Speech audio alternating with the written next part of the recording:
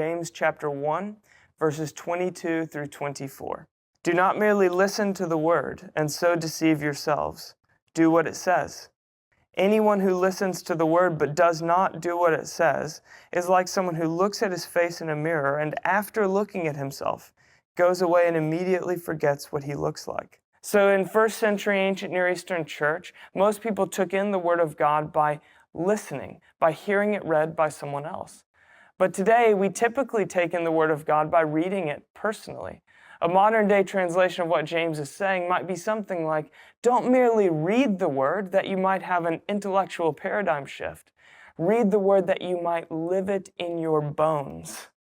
Then James, the brother of Jesus, borrows a page from Jesus' book, offering us a parable that might illustrate this principle. He says anyone who reads the word and then goes how they would have lived otherwise is like someone that looked at themselves in the mirror then forgot what they looked like.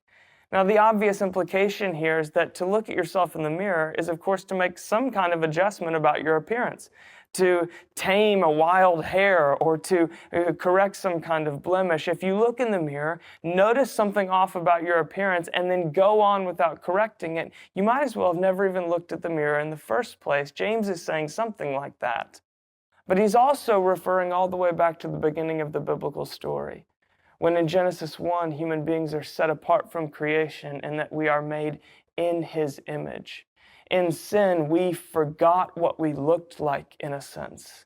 And that's what James is saying, that when we look into the Word and don't merely understand it in our minds, but live it in our lives, we recover our created identity and we discover again the true selves that God made us to be in the first place. So today, may you not only get the Word read, but may you get it lived.